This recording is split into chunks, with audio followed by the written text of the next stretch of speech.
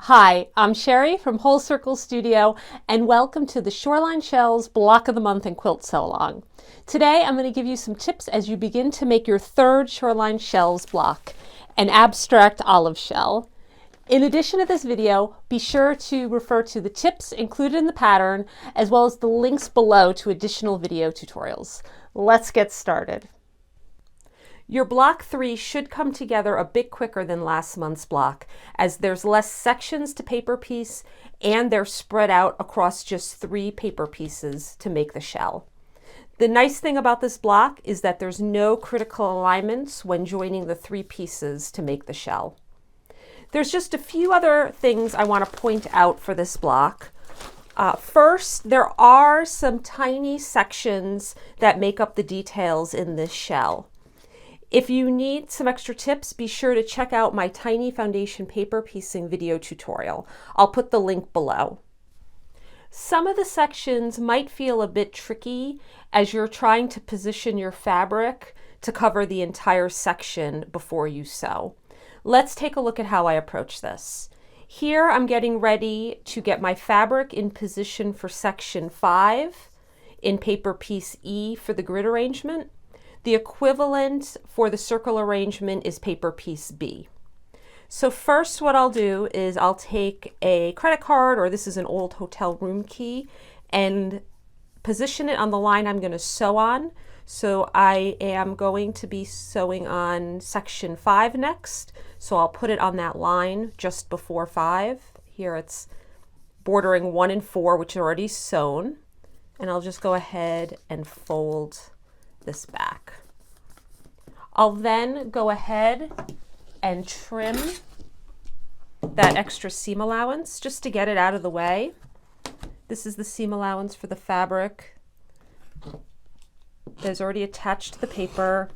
Just trim off 1/4 inch.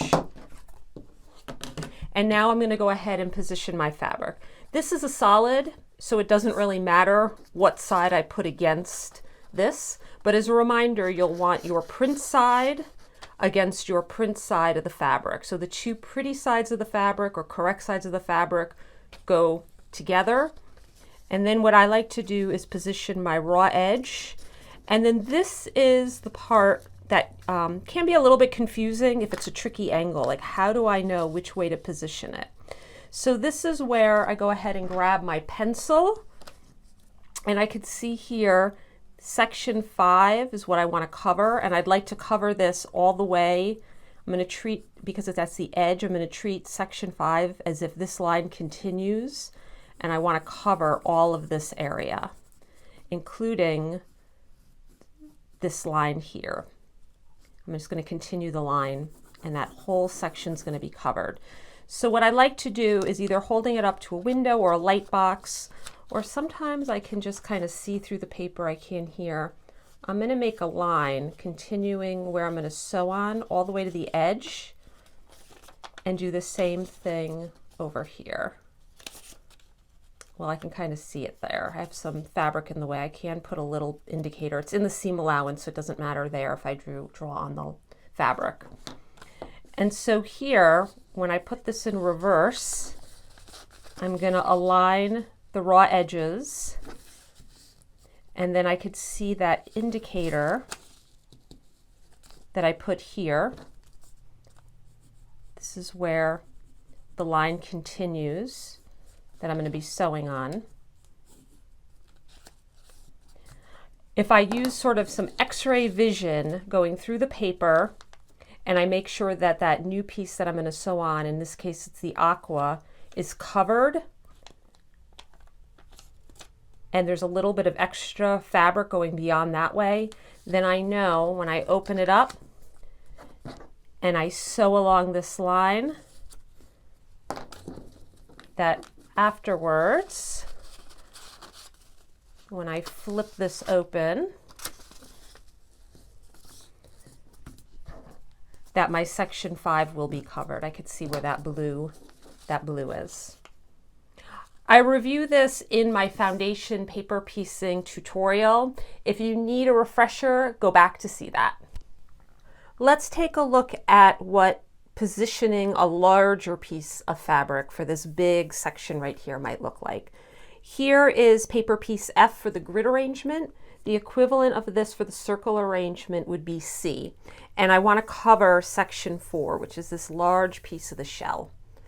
So what I'll do is, again, get my trusty old hotel room key, and I'm going to fold back on the line that I'm going to sew on.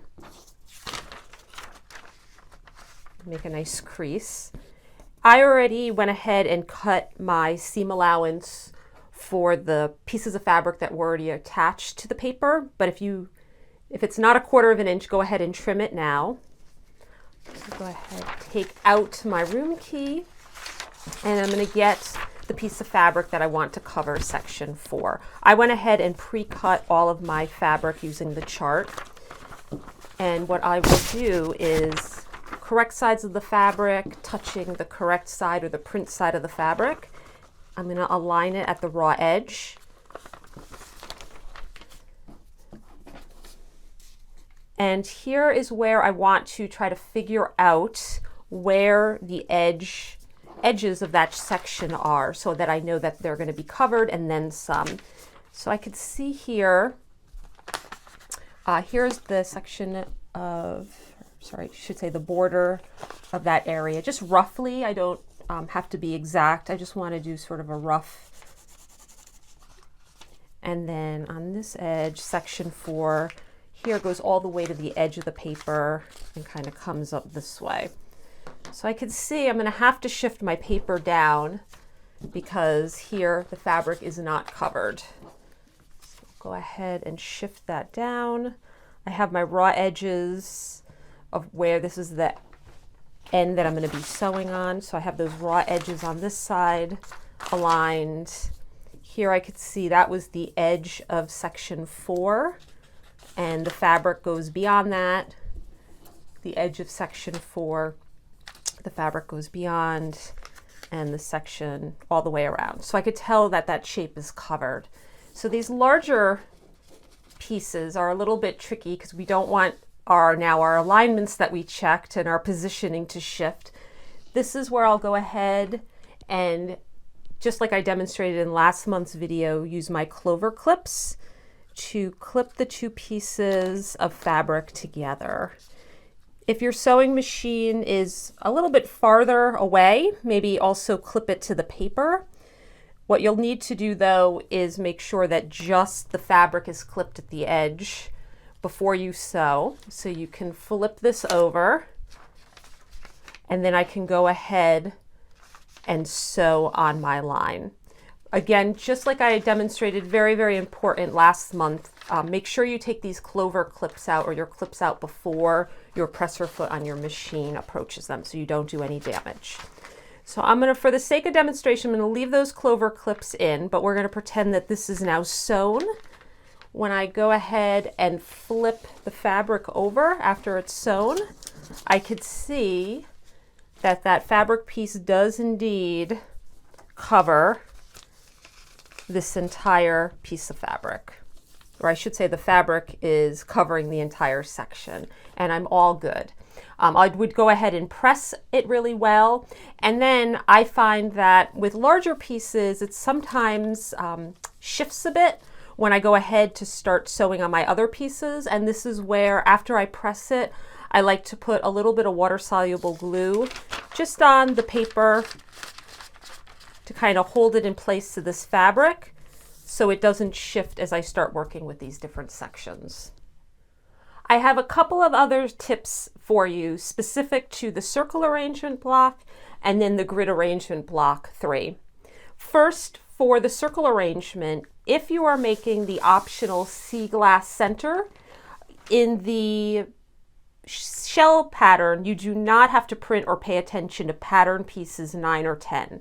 Those two pieces contain the background template Z, and if you're making the sea glass center, you won't be using that template. Instead, you'll be using Shoreline Sea Glass Wedge 2, which looks like this. Here are a couple of tips for the grid arrangement. 2 things. First, if you're making blocks for grid 2 layout, be sure to cut the background strips first.